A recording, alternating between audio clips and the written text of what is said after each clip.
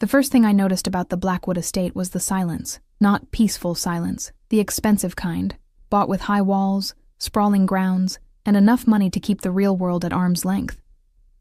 My shoes crunched on the immaculate gravel driveway as I approached the mansion, my heartbeat drumming against my ribs.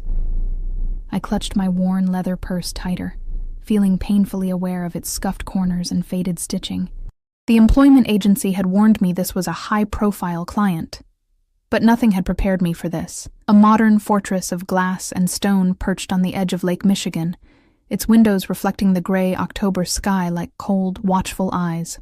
"Just breathe, Elena," I whispered to myself. "It's just another nanny position." But it wasn't. Not with what they were offering to pay. 3 times my usual rate, health insurance, and a private suite in the East Wing. After 6 months of barely making rent, eating ramen noodles, and dodging calls from debt collectors, it felt like winning the lottery. The massive front door swung open before I could ring the bell. A woman in her 50s with a tight silver bun and sharper eyes stood there, clipboard in hand. "Ms. Vasquez?" Her voice matched her appearance, efficient, no nonsense. "Yes, I'm Elena Vasquez. I have an appointment with Mrs. Blackwood about the nanny position. Mrs. Peterson, head of household staff." She gave me a swift once-over that made me grateful I'd splurged on dry-cleaning my one interview outfit. "You're 7 minutes early. Follow me." The interior of the house swallowed me whole. Soaring ceilings, marble floors, artwork that probably cost more than my entire education. My sensible heels clicked loudly in the hushed atmosphere as I followed Mrs. Peterson down a hallway that seemed to stretch forever. "Mrs. Blackwood is not in residence," she said, without turning. "She spends most of her time at their Monaco property since the separation. You'll be interviewing with Mr. Renzo, the child's uncle and current guardian." My stomach tightened. This wasn't what the agency had told me. "I thought I'd be meeting with the child's mother." "Plans change, Ms. Vasquez, especially in this household." Something in her tone suggested this was a frequent occurrence. "Mr. Renzo has final say in all matters regarding Sophia. The 5-year-old girl I'd be caring for if I got the job. The agency had been vague about the family situation, only saying the parents were separated, and the father traveled extensively for business." Mrs. Peterson stopped before a set of double doors and knocked twice. "Wait here. I'll announce you." Left alone in the hallway, I fought the urge to flee. Everything about this place felt wrong. Too perfect, too controlled. Like a beautiful cage, I checked my reflection in a gilded mirror, tucking a stray curl back into my bun, wishing I'd worn something less ordinary. The doors opened, and Mrs. Peterson motioned me in. "Ms. Vasquez, sir." I stepped into what appeared to be a study. Walls lined with books, a massive desk by floor-to-ceiling windows overlooking the lake. The morning light silhouetted a man standing with his back to me, phone to his ear, speaking rapid Italian. Something about his stance, shoulders broad under his tailored suit, head slightly tilted, sent an unexpected shiver of familiarity through me. I stood awkwardly, clutching my resume folder, as Mrs. Peterson closed the doors behind me. The man finished his call without any acknowledgement of my presence, still facing the window. When he finally turned, the folder slipped from my fingers, pages scattering across the polished floor. No. It couldn't be. Dominic Renzo. 5 years older, but unmistakable. The same olive skin, the same intense dark eyes that once looked at me like I was his entire world. The same lips that whispered promises against my skin in the darkness of his college apartment. The man I'd once loved. The man who disappeared without a trace the day after I told him I was pregnant. "Elena." My name in his mouth wasn't a question. He'd known. He'd known I was coming. I struggled to breathe, to speak, to do anything but stare. This was impossible. Dominic wasn't Mr. Renzo. He wasn't some wealthy businessman with a lakeside mansion and a motherless niece. He was the scholarship student I'd tutored in English Lit. The boy with the mysterious family back in Italy he never discussed. The first man I'd ever loved. "You look well," he said, as if we'd bumped into each other at a coffee shop, as if 5 years of silence didn't stretch between us like an ocean. His accent had faded, replaced by the cool, measured tones of someone accustomed to authority. "What is this?" I finally managed, my voice barely above a whisper. "Some kind of sick joke?" He moved toward me, and I flinched back instinctively. Something flashed in his eyes. Hurt? Anger. Before his expression settled back into unreadable calm. "Please sit." He gestured to the chairs across from his desk, then bent to gather my scattered resume pages with a fluid grace that reminded me of how he used to move on the soccer field. I'd rather stand. My legs were shaking, but pride kept me upright. "What am I doing here, Dominic?" "You're here for a job interview, Ms. Vasquez." The formality in his tone cut deeper than rage would have. "For the position of nanny to my niece, Sophia." "Your niece." I repeated the words, testing them for lies. "Yes." He placed my resume neatly on his desk. "My brother Marco's daughter." The world tilted beneath me. Marco. Dominic had mentioned a brother once or twice, always with a strange mix of admiration and resentment. But this didn't make sense. None of it did. "I don't believe you," I said flatly. "This isn't coincidence. You knew it was me applying for this job." A ghost of a smile touched his lips. "I own the employment agency, Elena." The implication hit me like a physical blow. Every job application I'd submitted, every interview I'd failed to get, the strange 6 months of unemployment after a career of steady work, all engineered to bring me here, desperate enough to accept this position without asking too many questions. "Why?" I demanded, heat rising to my face. "After 5 years of nothing, you walk out on me when I needed you most, and now you—" "What? Want to offer me a job out of charity? Ease your conscience?" His expression hardened. "You have impressive qualifications. Sophia needs stability, structure, someone with your background in child development." "Stop it." My hands curled into fists at my sides. "Don't pretend this is professional. Don't you dare." He sighed, running a hand through his dark hair, longer now than when I'd known him, the college boy replaced by this stranger in an expensive suit. "Perhaps I should have been more direct. But would you have come if you knew it was me?" "No." The word fell like stone between us. "Exactly." He moved to a sideboard and poured 2 glasses of water, offering one to me. I didn't take it. "Elena, I understand your anger." "You understand nothing." My voice cracked, and I hated myself for it. Hated that after 5 years he could still affect me this way. "You have no idea what I went through." Something darkened in his expression. "I know more than you think." Before I could respond, a soft knock interrupted us. The door opened and Mrs. Peterson appeared with a small girl half hidden behind her skirts. Sophia, I presumed, dark curls, olive skin, and wide brown eyes that darted curiously between Dominic and me. "I apologize for the interruption, sir, but Miss Sophia insisted on meeting her potential new nanny." Dominic's entire demeanor changed, softening as he crouched to the child's level. "Sophia, what did we say about interrupting work meetings?" The little girl stepped forward, chin raised with a familiar stubbornness that made my heart twist. "You said it's rude unless it's an emergency. And this is an emergency because Bella had a nightmare, and only a nanny knows how to fix bad dreams." She clutched a worn stuffed rabbit to her chest.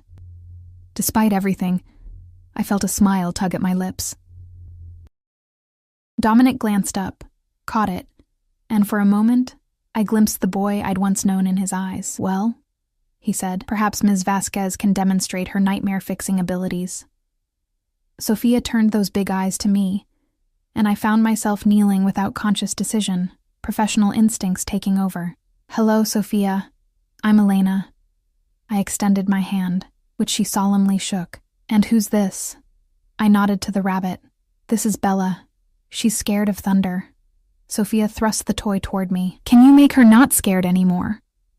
I took the stuffed animal gently. "Well, I know a special trick for scared rabbits. May I?" I gestured to her ear, and she nodded. I leaned in and whispered just loud enough for her to hear.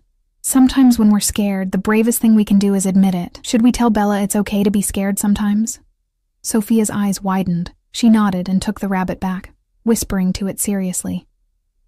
Then she looked up at me with a smile that punched the air from my lungs. "She feels better now. Will you be my new nanny, please?" The question hung in the air between us, layered with implications Sophia couldn't possibly understand. Behind her, Dominic watched me with unreadable eyes. I felt trapped in a current pulling me toward a shore I'd fought years to avoid. "Sophia, why don't you let Mrs. Peterson take you back to your lessons?" Dominic said gently. "Ms. Vasquez and I need to finish our grown-up talk." The little girl pouted, but allowed herself to be led away, turning at the door to give me a small wave that twisted something deep in my chest. When the door closed, the tension rushed back, filling the space between us. "You're good with her," Dominic said quietly. "I'm good at my job." I straightened, gathering what remained of my composure. "A job I'm no longer interested in. Whatever game you're playing, leave me out of it." I turned to leave, but his next words froze me in place. "She doesn't know about our daughter, Elena." The world stopped. The careful walls I'd built around that pain cracked instantly. I turned slowly, vision blurring. "How dare you?" I whispered. "How dare you speak of her?" "Alessandra," he said, and hearing my daughter's name on his lips felt like violence. "Born at Chicago Memorial, 6 pounds, 3 ounces. She had your eyes." "Stop." The word tore from my throat. "She lived for 37 minutes.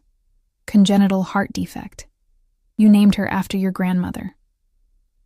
I couldn't breathe, couldn't think. No one knew these details. I'd made sure of it. Moved cities, changed phone numbers, buried the truth so deep even my parents thought I'd simply moved for a job opportunity. "How do you know that?" My voice sounded distant, belonging to someone else. "I told you. I know more than you think." He moved toward me, and this time I was too numb to step back. "Elena, there are things you don't understand. Things I couldn't tell you then." 5 years, I said, my voice hollow. 5 years of silence, and now you want to explain? Now that you've manipulated me into coming here?" His jaw tightened. "I didn't have a choice. There's always a choice, Dominic. Anger was safer than pain, and I clung to it. You chose to leave when I told you I was pregnant. You chose to disappear. To protect you," he said, with such quiet conviction that I almost laughed. "From what? Fatherhood?" His eyes flashed. "From my family. From who I really am." A cold feeling settled in my stomach. "And who are you, really?" Instead of answering, he moved to his desk and pressed a button. "Mrs. Peterson, please show Ms. Vasquez to the guest suite. She'll be staying the night." Panic flared. "I'm not staying anywhere. I'm leaving. It's nearly dark, and the next train isn't until morning." His tone left no room for argument. "You can leave first thing tomorrow if that's what you want. But tonight, we have things to discuss." The door opened, and Mrs. Peterson appeared. Dominic's expression softened just slightly. "Please, Elena. One night. For the answers you deserve." I should have walked out. Should have called a rideshare, found a hotel. Put as much distance as possible between myself and this man who'd shattered my heart once before. But the mention of Alessandra, the daughter I'd held for 37 minutes, the child we'd made together, had ripped open wounds I thought had scarred over. "One night," I said finally. "And then I never want to see you again." Something like pain flickered across his face, quickly masked. "As you wish." As I followed Mrs. Peterson out, the weight of his gaze burned into my back. I'd come for a job interview and found ghosts instead. The ghost of the man I'd once loved. The ghost of the life we might have had. And worst of all, the ghost of the daughter we'd lost, hovering in the space between us like an accusation neither of us could answer. What I didn't know then was that ghosts were the least of what waited for me in the Blackwood mansion, and that by morning, everything I thought I knew about Dominic Renzo, and myself, would be torn apart. The guest suite was larger than my entire apartment. Cream-colored walls, plush carpet that swallowed my footsteps, a king-sized bed with sheets that probably cost more than my monthly rent. Through French doors, a private balcony overlooked the darkening lake, waves turning silver under the rising moon. Mrs. Peterson had shown me in with brisk efficiency, pointing out the adjoining bathroom, toiletries in the cabinet, fresh towels on the warmer, the small kitchenette, coffee, tea, and light refreshments, and the closet, robes and nightwear, if required. "Dinner is at 7 in the main dining room," she'd informed me. Mr. Renzo expects your company. Before I could protest, she'd added, Miss Sophia will be present, effectively neutralizing any objection.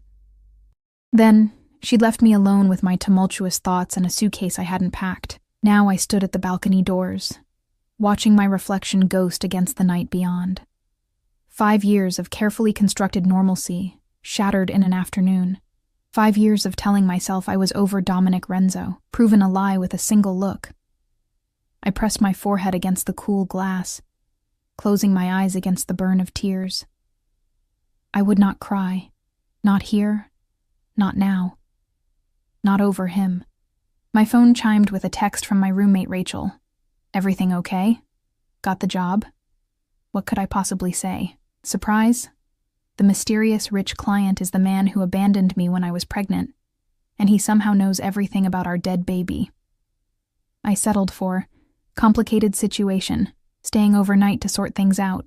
Call you tomorrow. Her reply came quickly. Sounds intriguing. Don't do anything I wouldn't do if only she knew. A soft knock at the door startled me. Expecting Mrs. Peterson. I was unprepared for Sophia's small face peering around the edge when I opened it. Are you coming to dinner? She asked, clutching Bella the rabbit. Uncle Dom said I should escort you because you might get lost. This house is very big, despite everything, I smiled.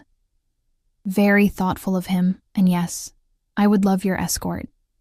She slipped her small hand into mine with immediate trust that made my throat tighten. As we walked, she kept up a steady stream of chatter, pointing out important landmarks. That's the scary painting room, I don't go in there, and offering dire warnings. Don't ever touch Uncle Dom's desk stuff, or Mrs. Peterson gets her angry eyebrows. I found myself studying her features, searching for hints of Dominic.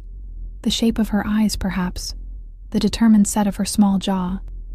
But there was something else there, too. Something that tugged at my memory in ways I couldn't quite place.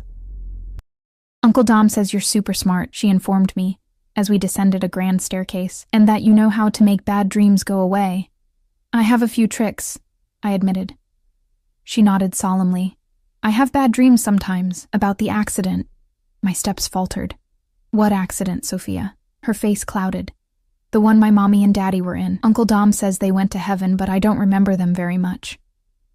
She looked up at me with those huge eyes. Do you think that's bad? That I don't remember?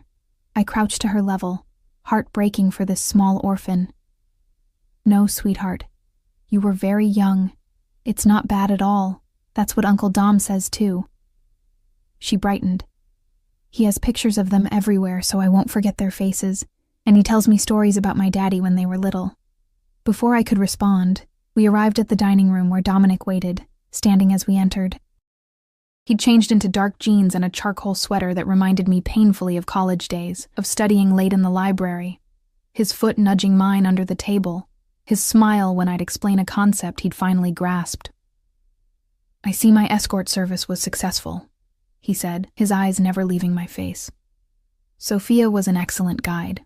I released the child's hand reluctantly. She pointed out all the important landmarks. Did you show Ms. Vasquez the scary painting room? He asked, helping Sophia into a booster seat. Yep, but we didn't go in. She arranged Bella carefully beside her plate. I told her about the angry eyebrows, too. Dominic's lips twitched. Very thorough. I took the seat across from him, hyper-aware of his presence. A staff member I hadn't met appeared with a bottle of wine, pouring for Dominic and looking at me questioningly. Just water, please, I said. I needed a clear head for whatever revelations awaited after Sophia's bedtime. Dinner was surreal. Sophia chattering happily about her day, Dominic responding with gentle attention. Me watching this domestic scene like an anthropologist observing an unfamiliar ritual. The Dominic I'd known had been passionate, impulsive, always in motion. This man moved with deliberate care, his attention split between his niece and the phone that occasionally buzzed beside his plate. Twice he took calls, stepping just outside the doorway to speak in rapid Italian. Both times he returned slightly tenser, the lines around his mouth deeper. After dessert, ice cream for Sophia, espresso for the adults. Dominic checked his watch. Bath time, Piccola. Mrs. Peterson is waiting upstairs. Sophia's face fell. But I want Elena to do it. She knows about bad dreams. Dominic glanced at me, eyebrow raised in silent question. I shouldn't. I should maintain distance, protect myself from forming any attachment to this child. But Sophia's hopeful expression undid me completely. I'd be happy to help with bedtime, I found myself saying. Sophia's triumphant smile almost made it worth the flash of satisfaction in Dominic's eyes. Upstairs in Sophia's room, a wonderland of pink and purple with a canopy bed and more stuffed animals than a toy store, I supervised teeth brushing, helped with pajamas, and listened to her prayers, which included blessings for Uncle Dom, Mrs. Peterson, all my toys, and Elena, my new friend. Story? She asked hopefully, climbing into bed. I settled beside her. Just a short one. She handed me a worn copy of Goodnight Moon, and I read it slowly, watching her eyelids grow heavy. When I finished, she was nearly asleep. Elena? She murmured. Yes, sweetie? Are you going to be my new nanny? The question pierced me. I don't know, Sophia. I hope so. Her eyes drifted closed. Uncle Dom seems less sad when you're here. I sat frozen, staring at her peaceful face, wondering what this child could possibly understand about adult sadness. After ensuring she was truly asleep, I quietly left the room, only to find Dominic waiting in the hallway, leaning against the wall with arms crossed. You're good with her, he said softly. You mentioned that earlier. I brushed past him, heading for the stairs. We need to talk, Dominic. Yes, we do. He followed me down. My study? I nodded stiffly, bracing myself for whatever came next. In the study, a fire now burned in the large hearth, casting dancing shadows across the book-lined walls. Dominic closed the door behind us and moved to pour 2 drinks at the sideboard. I don't want alcohol, I said. It's just scotch, Elena. He held a tumbler out to me, and trust me, you might want it. Something in his tone made me take the glass, though I didn't drink. Dominic settled into one of the leather chairs by the fire, gesturing for me to take the other. For a long moment, he stared into the flames, the light carving shadows beneath his cheekbones, highlighting the changes 5 years had wrought. A small scar near his temple that hadn't been there before, lines at the corners of his eyes that spoke of strain more than age. I need to know how you found out about Alessandra, I finally said, unable to bear the silence. I never put her name on any public record. I made sure of it. His eyes met mine, dark and unreadable. I was there, Elena. The words hit me like a physical blow. That's impossible. 3rd floor of Chicago Memorial, room 307. You were in labor for 19 hours. There was a complication. They took you for an emergency C-section. My hands trembled around the untouched scotch. No, you weren't there. I was alone. You weren't alone. His voice roughened. I was in the waiting room the entire time. I paid for a private room under a different name. I made sure you had the best specialists. The room seemed to tilt. I don't understand. Why wouldn't you come to you? Bitterness edged his words. Hold your hand? Be there when our daughter took her first and last breath? Because I couldn't, Elena. Because the moment I stepped into that hospital room, I would have put both of you in danger. What danger? I set the glass down before I dropped it. What are you talking about? He took a long swallow of his scotch, then set it aside. My family isn't what you thought, what I let you believe. You barely spoke about your family, for good reason. He leaned forward, elbows on knees. The scholarship student you tutored, the normal college boy you fell in love with. He was a carefully constructed lie. Cold dread pooled in my stomach. Who are you, then? My full name is Dominic Alessandro Renzo. My father was Salvatore Renzo, head of the Renzo crime family in Chicago until his death 3 years ago. His eyes never left mine. The business degree was real. The poverty was not. I was being groomed to take over the family business. All of it. Legitimate and otherwise. The words hung in the air between us. Impossible to process. Crime family. Salvatore Renzo. I remembered the name from news headlines years ago. Organized crime, racketeering charges, mysterious deaths of witnesses. You're telling me you're... what? In the Mafia? The question came out as a half laugh of disbelief. I'm telling you, I was born into it. No hint of humor touched his face. And that when I met you, when I fell in love with you, I started to believe I could escape it. My mind raced back to our time together. His mysterious phone calls, the weekends he'd disappear for family obligations, the way he'd tense when certain names were mentioned in the news, the cash he always seemed to have despite his scholarship student status. The day you told me you were pregnant, he continued, was the same day my father discovered our relationship. He'd had me followed for months, suspicious of my increased absences. His jaw tightened. He made it very clear what would happen if I didn't end things with you immediately. So you just left? Anger flared, burning away shock. You could have warned me, explained, and you would have what? Understood? Accepted? He shook his head. My father didn't make threats, Elena. He made promises, and he never broke them. What exactly did he threaten? Dominic's eyes darkened. You. Your family. Our child. He had pictures of your parents' house in Oregon, your sister's college dorm room. His voice dropped. He said he would teach me a lesson about divided loyalties. I'd seen what his lessons looked like. I sat in stunned silence, memories reshuffling themselves. The strange car I'd sometimes noticed following me after Dominic disappeared. The break-in at my apartment where nothing was taken. The anonymous payment of my hospital bills. So you've been watching me all this time. Protecting you, he corrected, from a distance. And now? I gestured around us. Your father is dead, yet here we are. You manipulated me into coming here. Why? He stood abruptly, moving to the window. Because things have changed.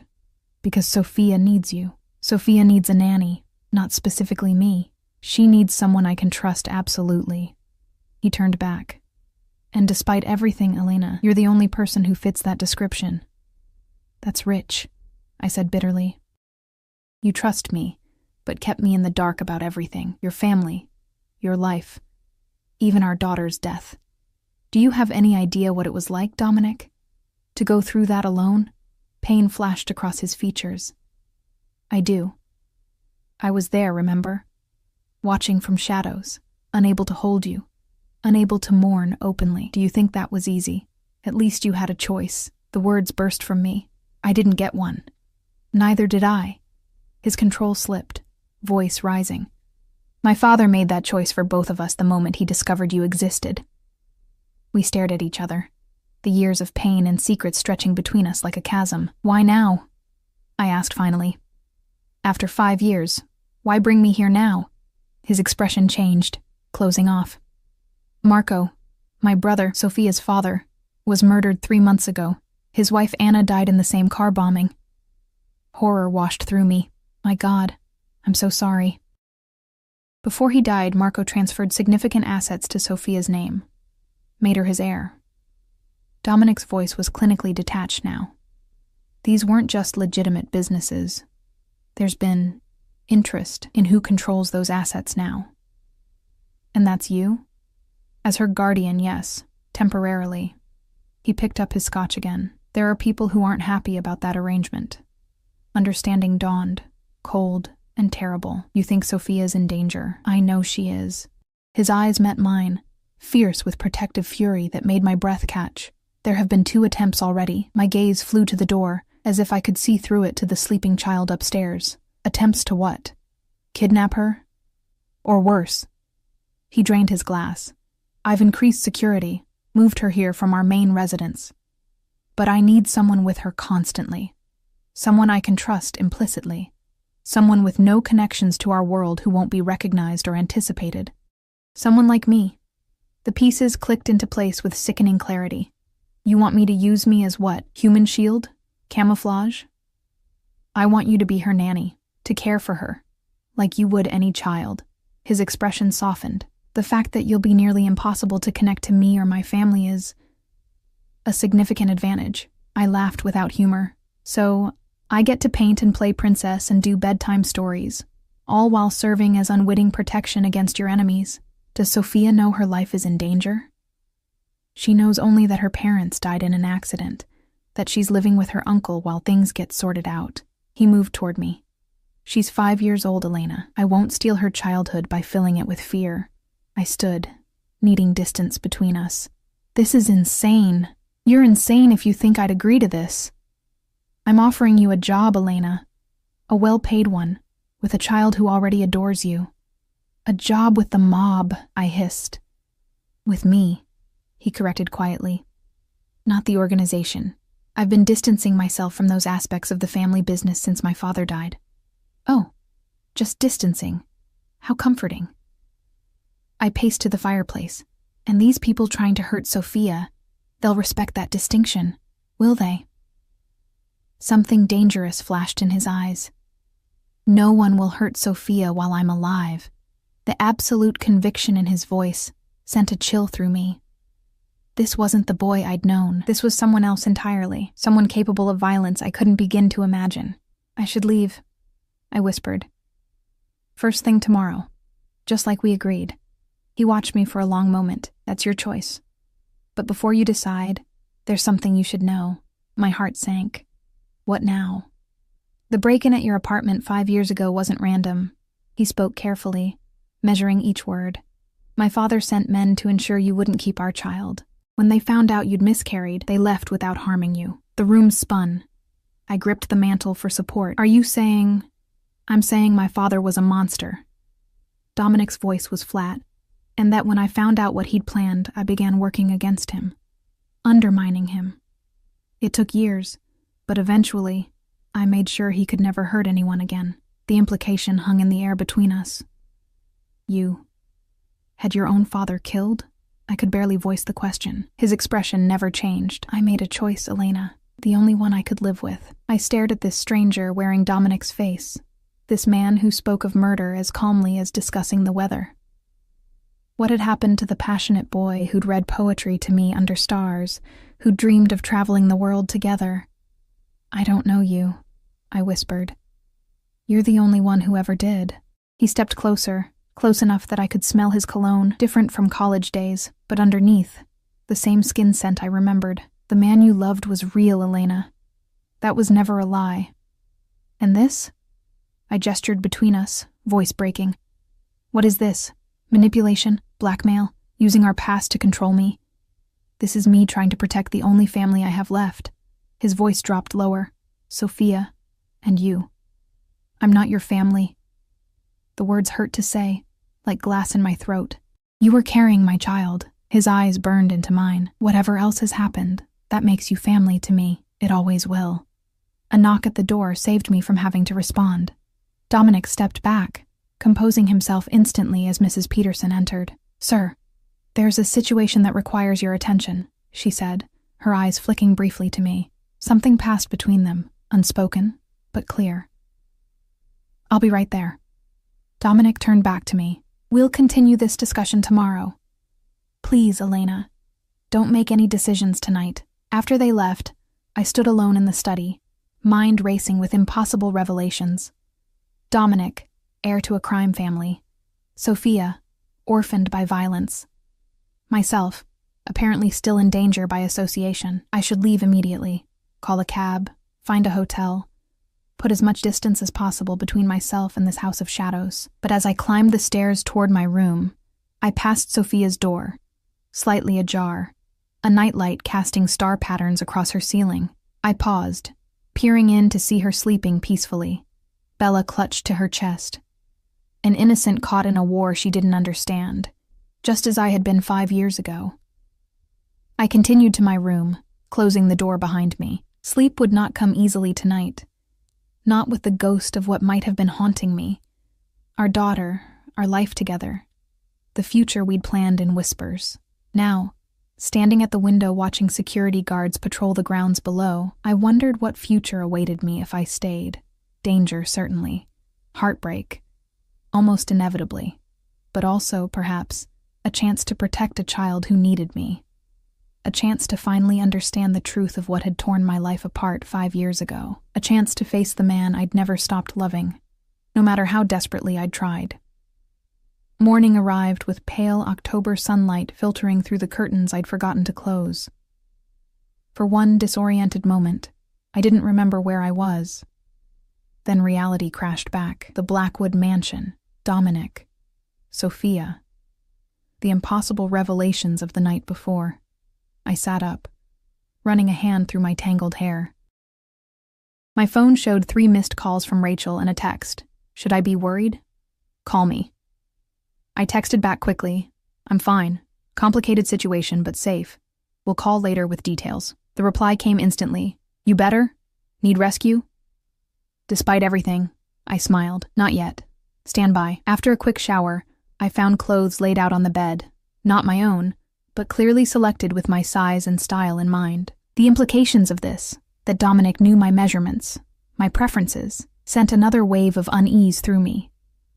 How closely had he been watching all these years? I chose to wear yesterday's interview outfit instead. Downstairs, I followed the scent of coffee to a sun-filled breakfast room where Sophia sat eating pancakes shaped like animals. Her face lit up when she saw me. Elena, Uncle Dom made elephant pancakes. She pointed proudly at her plate. Do you want one? I glanced around, but there was no sign of Dominic, just a uniformed staff member refreshing a coffee carafe. Good morning, Miss Sophia. I'd love some coffee, thank you. I smiled at the staff member, who nodded and poured me a cup. Uncle Dom had to go to work early, Sophia informed me, cutting her elephant's trunk with serious concentration. But Mrs. Peterson says you're staying all day to play with me. I nearly choked on my coffee. Did she? Uh-huh. We're going to feed the ducks and do art and maybe bake cookies if you want. She looked up hopefully. Do you want to? Before I could formulate a response that wouldn't crush her enthusiasm, while clarifying I had made no such commitment, Mrs. Peterson appeared in the doorway. Good morning, Ms. Vasquez. I trust you slept well. Her tone suggested sleep was a luxury I shouldn't have expected. Well enough, thank you. Mr. Renzo asked me to inform you he's been called away on urgent business. He requests that you remain at the estate until his return this evening. She handed me an envelope. Your compensation for today, regardless of your final decision regarding the position. Inside was a check for an amount that made me blink twice to confirm I wasn't seeing extra zeros. This is excessive for one day's work. Mrs. Peterson's expression never changed. Mr. Renzo values his niece's security and happiness. The amount reflects that priority. The implication was clear. This wasn't just payment for childcare. It was payment for silence, for discretion about everything I'd learned. I haven't agreed to stay, I said, though even to my own ears, it sounded weak with Sophia watching eagerly. The car that brought you isn't available until this evening, Mrs. Peterson replied smoothly. Of course I can call a taxi if you prefer to leave immediately. A perfect trap. Leave now, disappointing a child already traumatized by loss, or stay and be further entangled in Dominic's web. I looked at Sophia's hopeful face and felt my resolve crumbling. Feeding ducks sounds fun, I said finally.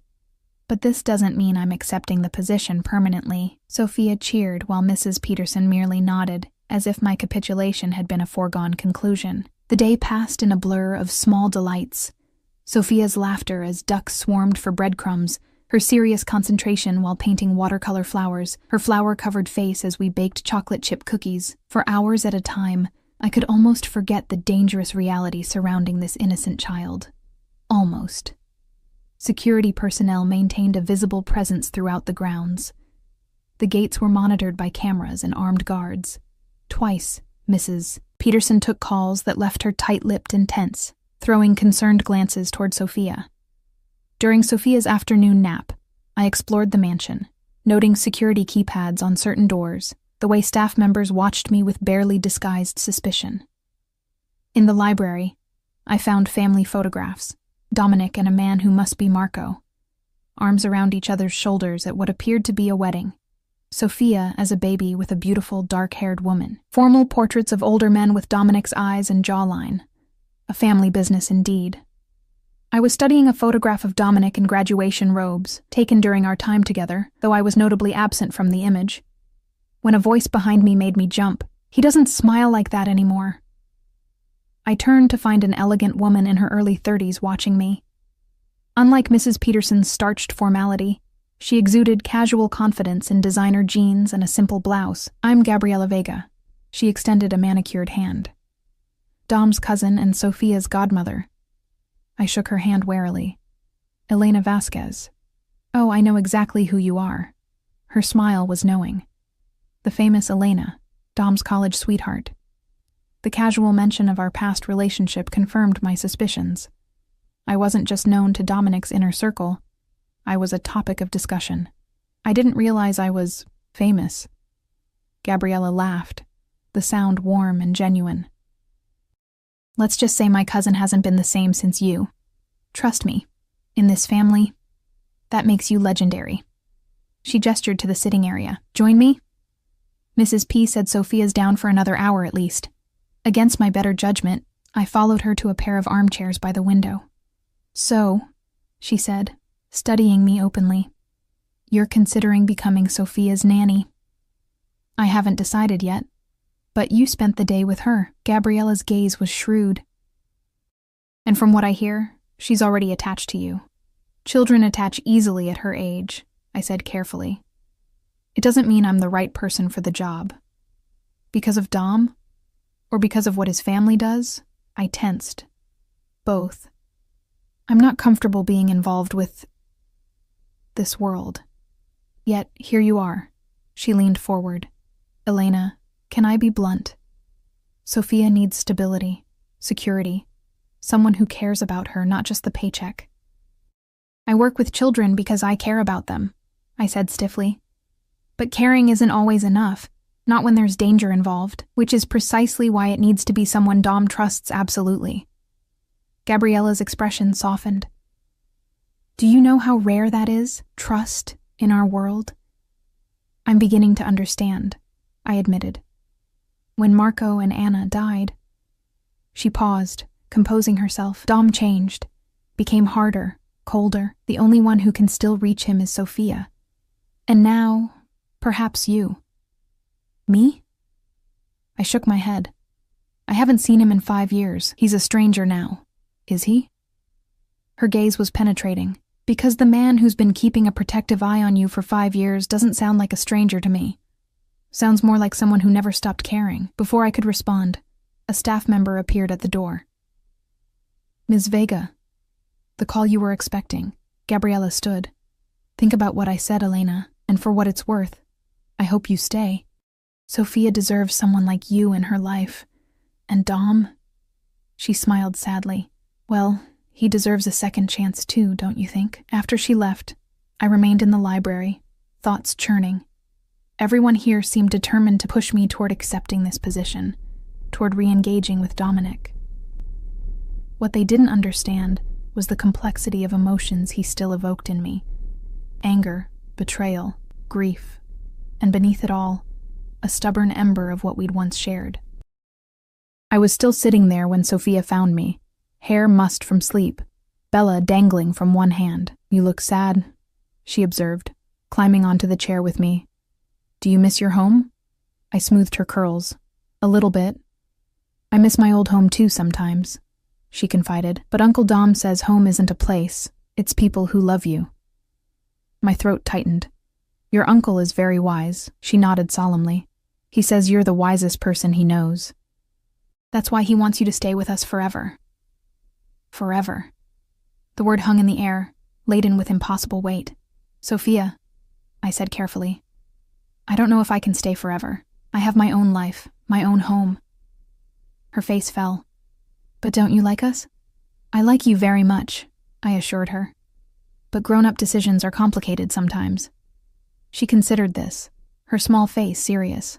Uncle Dom says complicated just means you have to try harder, like my shoelaces. Despite everything, I laughed. He has a point. A commotion downstairs interrupted us.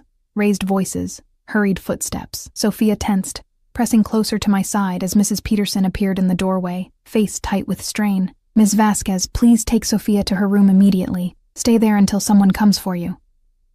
What's happening? I stood, lifting Sophia into my arms instinctively. Mr. Renzo has been injured. He's on his way here now. Her professional mask slipped, revealing genuine fear. Please hurry.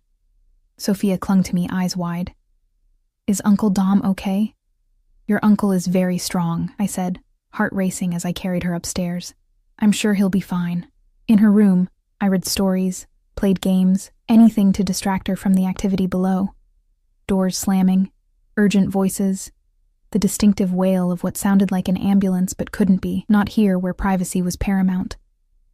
It was nearly 2 hours before Gabriella appeared, her face pale but composed. "Sophia, sweetheart, your uncle wants to see you." She smiled reassuringly. "Just for a few minutes, okay? Then bedtime." "Is he hurt bad?" Sophia whispered. "He got a little banged up at work, that's all."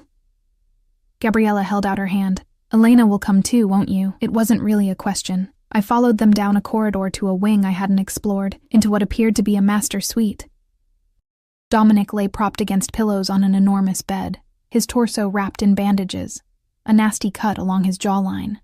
His eyes, slightly glassy from what I assumed were painkillers, found mine immediately, something like relief washing over his features before he focused on Sophia. "There's my brave girl," he said, voice rough but strong. Sophia approached cautiously. "Did you get an OE, Uncle Dom?" "Just a scratch, Piccola." He reached for her hand. "Nothing to worry about. Promise you won't go to heaven like Mommy and Daddy?" Her voice trembled. Pain that had nothing to do with his injuries crossed Dominic's face. "I promise, Sophia. I'm not going anywhere." She nodded, visibly relieved. "Elena took care of me all day. We fed ducks and made cookies and everything." "Did she?" His gaze returned to me. "I'm glad." Gabriella stepped forward. "Okay, Sophia. Time to say goodnight. Uncle Dom needs to rest." After extracting a promise from Dominic to read 2 stories tomorrow night to make up for missing bedtime, Sophia allowed herself to be led away, leaving me alone with the injured man who had once been my everything. "You should go," I said quietly. "You're obviously in pain. Stay." He shifted, wincing. "Please." I hesitated in the doorway, torn between the urge to flee and a treacherous concern for his well-being. What happened? Business disagreement. His attempt at a wry smile turned to a grimace. "That's not an answer, Dominic," he sighed, gesturing to a chair beside the bed. Someone who disagreed with my vision for the future of our family enterprises expressed their opinion. With bullets. I remained standing. "This is what you want to bring Sophia's nanny into? Gunfights and business disagreements that end in bloodshed? This is what I'm trying to protect Sophia from." His voice hardened despite his injuries. "What I want to protect you from, by bringing me directly into the line of fire?" I crossed my arms. "That's some backward logic. By keeping you close, where I can ensure your safety." He shifted again, a flash of pain crossing his features. "Elena, please sit. I'm not in great shape for looking up at you right now." Against my better judgment, I took the chair. Up close, his injuries looked worse. Bruising spreading across his collarbone, visible above the bandages, a feverish sheen to his skin. "Shouldn't you be in a hospital? We have a private medical staff." His eyes never left my face. "Less questions that way." "Of course you do." I shook my head in disbelief. "This is insanity, Dominic. All of it. This is reality. My reality." His voice softened. "And it could have been yours, if things had been different. If our daughter had lived. If my father hadn't discovered us." The mention of Alessandra sent a familiar ache through me. But things weren't different. You left. She died. And now you want me to just, what? Pick up where we left off? Become part of your dangerous world? "I want you to care for an innocent child who adores you already." His gaze intensified. "And yes, I want you back in my life. Is that so hard to believe?" "Yes," I said bluntly. "It is. Because the Dominic I knew wouldn't be involved in whatever got you those injuries. He wouldn't be talking about family enterprises and private medical staff to avoid questions about bullet wounds. The Dominic you knew was real," he insisted, reaching for my hand. I pulled back. "But incomplete. I was hiding part of myself, yes, but what I felt for you, that was the truest thing in my life." A knock interrupted us as a man in a white coat entered, nodding to me briefly before turning to Dominic. "Time for another dose, sir." "Not yet." Dominic's tone was clipped. "Sir, with respect, you've lost blood and the risk of infection. Give us 10 minutes. Dominic cut him off. "Then you can drug me into oblivion if you want." The doctor looked like he wanted to argue, but simply nodded and withdrew. "You should listen to your doctor," I said. "I have more important things to do than sleep right now." His eyes held mine, like convincing you to stay, Dominic. I sighed, suddenly exhausted. This isn't fair, to anyone. You're asking me to uproot my life, to put myself in danger. I'm asking you to trust me, he interrupted. Like you once did. That trust didn't exactly work out well for me. Pain flickered across his face that had nothing to do with his physical injuries. I know I hurt you, more than I can ever make right, but I'm asking for a chance, Elena. Not for me, for Sophia. Don't use her as leverage, I said sharply. I'm stating facts. Sophia needs you. But if you want the whole truth, he took a labored breath, I need you too. Having you here, seeing you with her, it reminds me of everything I fought for. Everything I lost. You didn't lose me, I said quietly. You left me. To save you. Frustration edged his voice. My father would have killed you, Elena. I made the only choice I could. And now? I challenged. Your father is gone, by your own admission. What's stopping you from walking away from all this? I gestured around us. The danger, the violence, the criminal empire. He was silent for a long moment. It's not that simple. It never is with you. I stood, needing distance. That's the problem, Dominic. Nothing is ever simple. There's always some shadowy threat, some reason to keep secrets, some justification for more violence. Welcome to my world. Bitterness edged his words. You think I wanted this life, this legacy? I was born into it, Elena, groomed for it from childhood. And Sophia? Is that her future too? The question struck a nerve. His jaw tightened. No, never. Everything I've done since Marco died has been to secure a different path for her. A legitimate future. How? By eliminating your enemies one by one until no one's left to threaten her? I shook my head.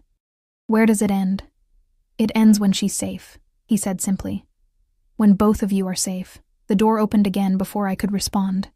The doctor returned, accompanied by Gabriella, whose expression suggested this was not a social visit. Time's up, she said firmly. Doctor's orders. Dominic looked like he wanted to argue, but conceded with a nod. We'll continue this tomorrow, if I'm still here, I reminded him. Something flashed in his eyes, desperation perhaps. Elena. Rest, I cut him off. We'll talk in the morning. I followed Gabriella out, emotions churning. In the hallway, she turned to me, arms crossed. He's a stubborn ass when he's injured, she said bluntly. Worse than usual. Despite everything, I almost smiled. He was stubborn in college too. Some things don't change, she sighed. Look, I know you're planning to leave, and I understand why.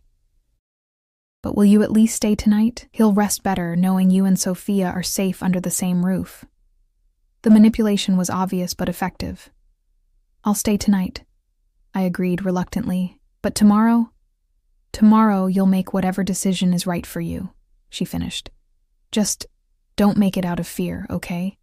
Dom would never let anything happen to you or Sophia. He can't promise that, I said quietly. Today proved it. Her expression hardened. Today proved how far he'll go to protect what matters to him. The only reason he's injured is because he put himself between a bullet and one of his men. That's who he is, Elena. Loyalty to the bone. The image hit me with unexpected force. Dominic shielding someone with his own body. Taking a bullet meant for someone else. It aligned painfully well with the boy I'd known. The one who'd walk me to my car in rain or snow. Who'd stayed up all night when my roommate was sick. Who'd always put others first. Maybe some things really didn't change. Back in my room, I sat on the edge of the bed, staring at nothing. My phone buzzed with another message from Rachel. Seriously worried now. Call me or I'm sending search party. I hesitated, then dialed. Finally, she answered. Where the hell are you? It's complicated. I closed my eyes, the weight of secrets suddenly unbearable. Complicated how? Murder mansion complicated? Sex trafficking complicated? What? Despite everything, I laughed. No, nothing like that. Just, I ran into someone from my past. Someone? Her voice sharpened. Wait, the baby daddy? The one who disappeared? My throat tightened. Yeah. Holy shit. Rachel knew most of the story, the pregnancy, the abandonment, the loss. Not Alessandra's name or the details of those 37 minutes, but enough. Are you okay? Do you need me to come get you? I'm okay, I said, surprised to find it wasn't entirely a lie. Just processing. He's Sophia's uncle, the little girl I'd be taking care of. That's some cosmic bullshit right there.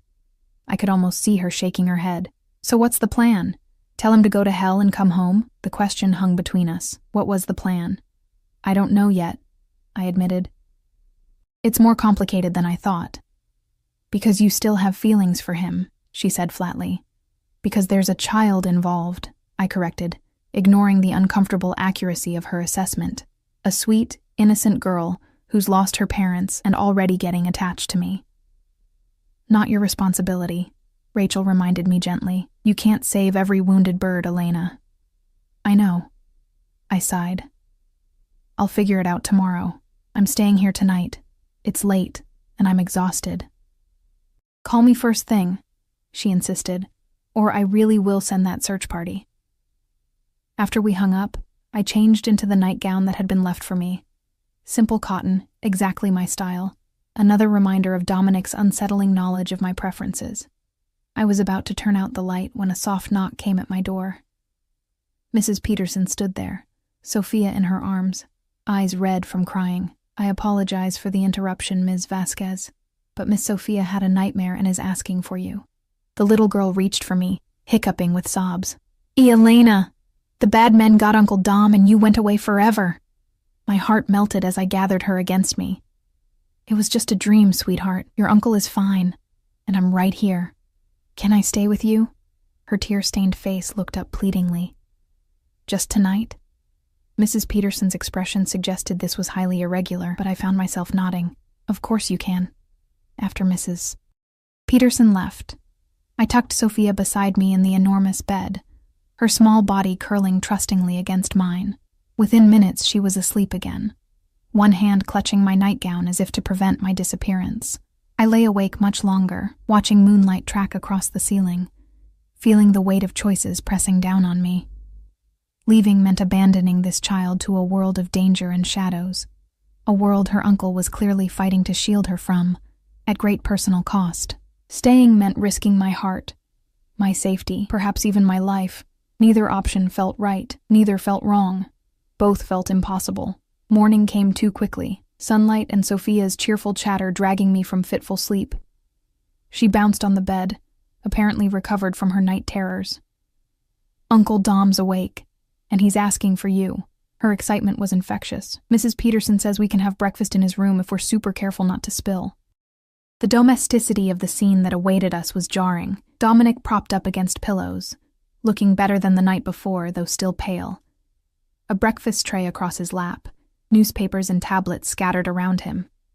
His face softened when Sophia bounded in, but his eyes locked on mine with naked longing that made my chest ache. Good morning, he said quietly. You look better, I offered, helping Sophia settle on the edge of the bed with her plate. Amazing what a night's rest can do. He smiled faintly. Though I understand I missed out on having my own bad dream guardian, Sophia nodded earnestly. Elena fixed my nightmare. She's the best at it. I'm sure she is. His gaze never left mine. Sophia Piccola, after breakfast, would you mind if Mrs. Peterson took you to feed the ducks again? I need to speak with Elena alone. The moment of reckoning then. Sophia chatted happily through breakfast, oblivious to the tension between adults, the weight of decisions hovering in the air. When she left with Mrs. Peterson, Dominic set aside his tray, his expression turning serious. Before you give me your answer, he said, there's something you should know. My stomach tightened. Every revelation from Dominic so far had upended my world. What could possibly come next? I'm listening. He reached for a folder on his nightstand, wincing slightly at the movement. After Alessandra died, I started searching for answers, the congenital heart defect that took her life. It didn't appear in any of your family medical records, nor in mine. A chill ran through me. What are you saying? I'm saying it was suspicious, too convenient for my father's purposes. His eyes met mine, dark with old rage, so I had her medical records reviewed by specialists, privately. My legs weakened. I sank into the chair beside his bed. And there were anomalies, inconsistencies in her treatment protocol. He handed me the folder. The technical details are all there, but the conclusion was clear. Medical negligence at best, deliberate malpractice at worst. My hands trembled as I opened the folder, medical terminology swimming before my eyes. Are you suggesting someone deliberately harmed our baby? I'm suggesting my father had influence everywhere, including that hospital. His voice was controlled, but fury simmered beneath. When I confronted him years later, he didn't deny it. Said it was a necessary correction to my misplaced priorities. Horror washed through me in sickening waves. All these years I'd blamed nature's cruelty, had grieved a tragic but natural loss. The possibility that Alessandra's death had been engineered, that those precious 37 minutes had been stolen from us deliberately, was almost too monstrous to comprehend. Why tell me this now? I whispered, closing the folder, unable to bear more details. Because you deserve the whole truth before you decide. He shifted, reaching for my hand.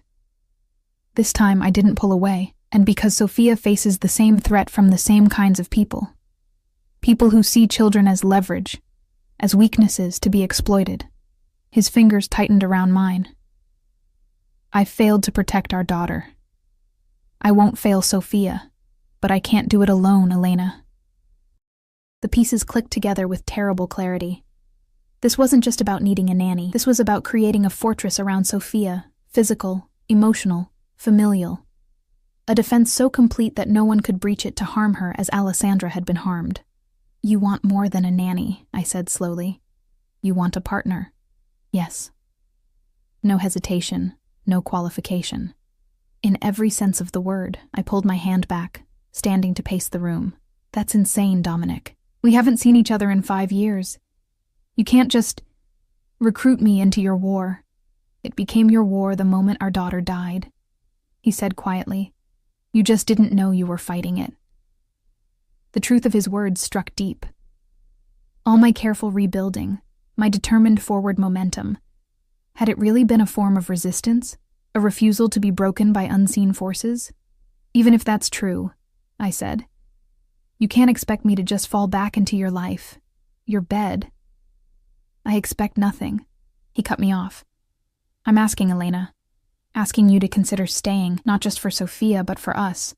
For what we might still build from the ashes. While you continue running a criminal empire? I challenged. How does that work exactly?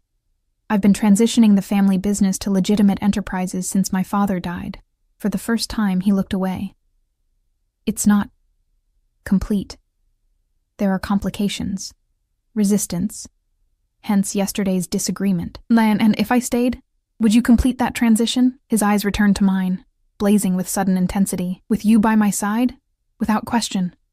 The promise hung between us, weighted with possibility. I sank back into the chair, mind racing. I need time to think. This is too much. Of course. He nodded. Take all the time you need, but... He hesitated. Would you consider staying here while you decide? For Sophia's sake, if nothing else? It was manipulation, using the child's attachment to sway me. But it was also truth. Sophia had lost too much already. My abrupt disappearance would be another wound for her young heart.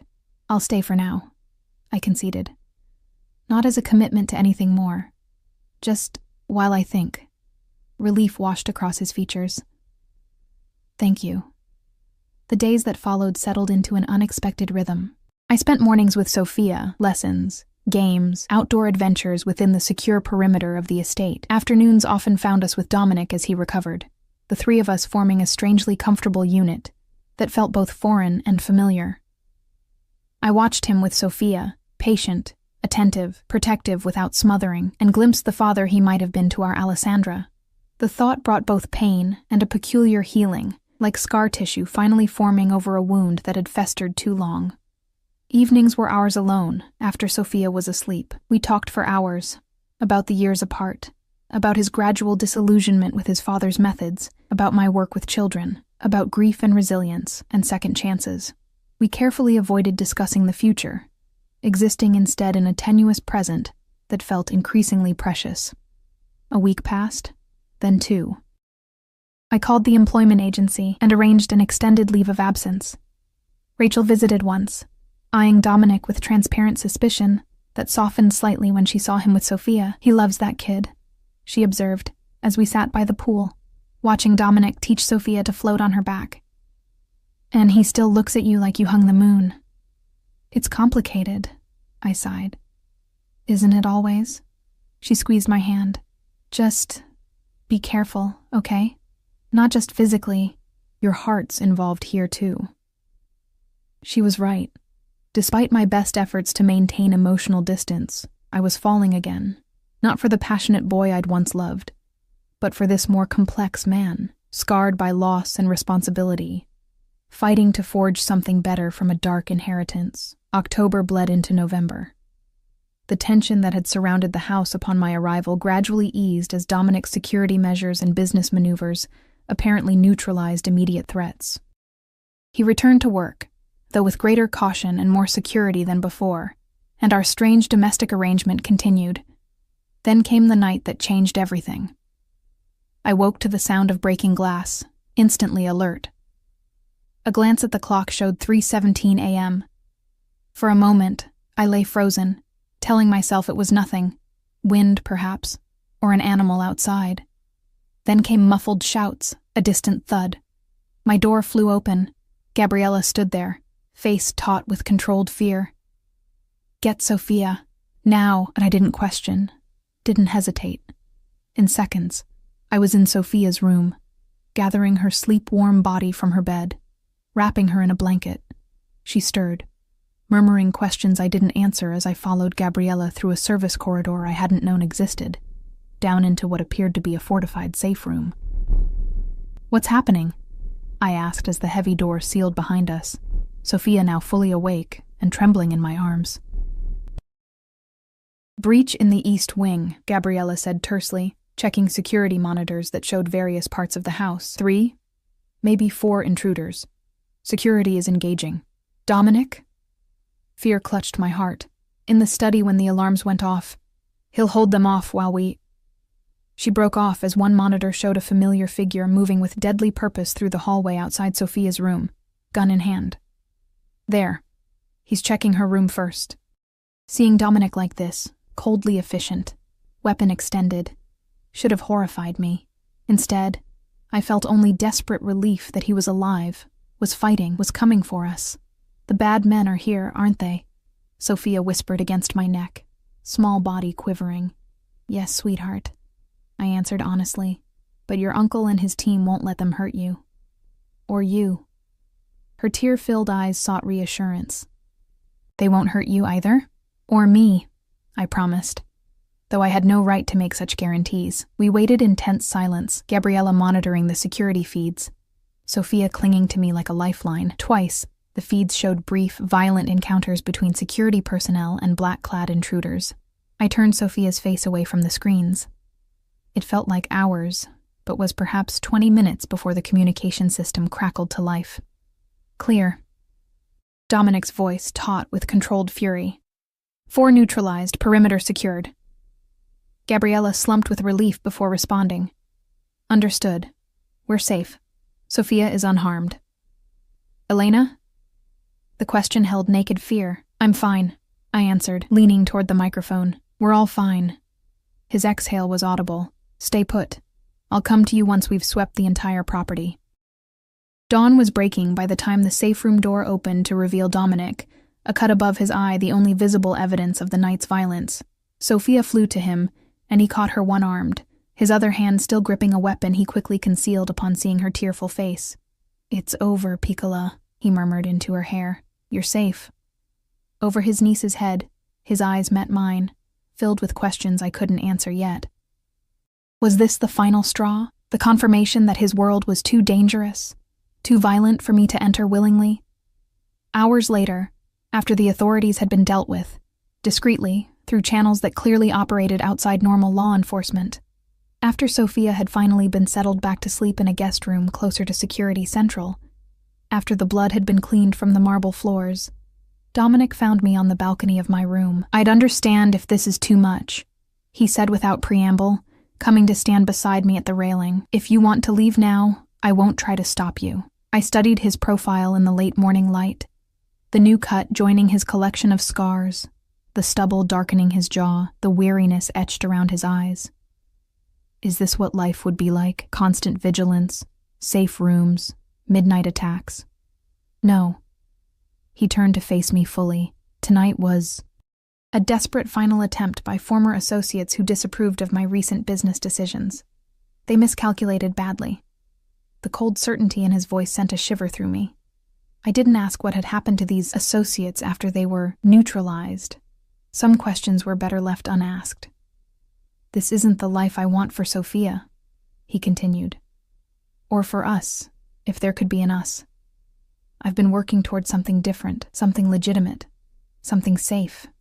His hands gripped the railing. Tonight proved we're not there yet, but we will be. When? I asked. How long before Sophia can have a normal childhood?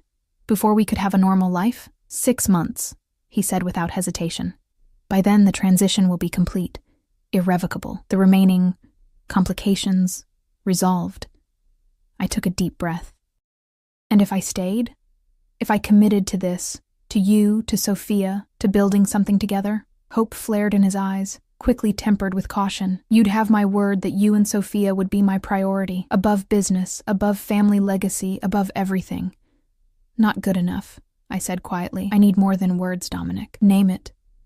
A complete break. My voice strengthened with conviction. Not in 6 months. Now. Walk away from all of it. The criminal enterprises, the violence, the vendettas. Keep only what's legitimate, what's clean. Elena. He hesitated. It's not that simple. There are obligations, commitments. There always will be. I cut him off. Unless you choose differently, unless you choose us. For a moment, he was silent. Internal conflict plain on his face. Then, something shifted, hardened into resolve.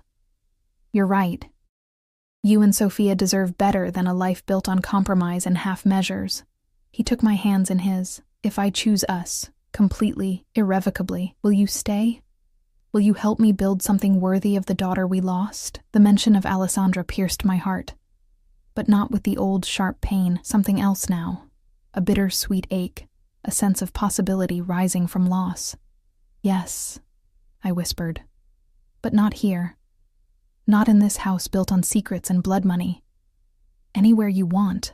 His fingers tightened around mine. We'll start fresh. New home, new city if you want. Somewhere Sophia can be just a normal child with 2 people who love her.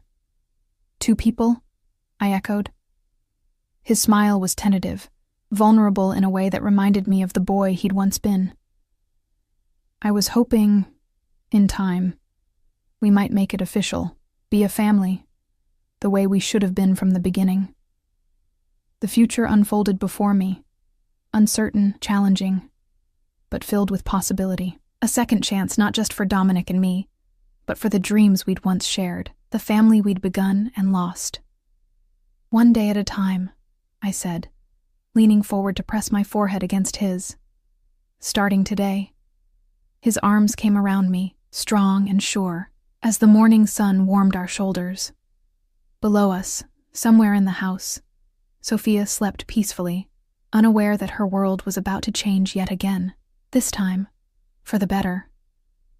One day at a time, we would build something new from the ashes of what we'd lost, something stronger, something lasting, something worthy of the daughter whose brief life had altered ours forever, and of the child who had unexpectedly brought us back together. It wouldn't be easy. Nothing worthwhile ever was. But as Dominic's lips found mine in a kiss that tasted of promise and redemption, I knew with sudden clarity that some journeys were worth the struggle, some hearts worth the risk of breaking again. This was our second chance, and this time, we would not waste it.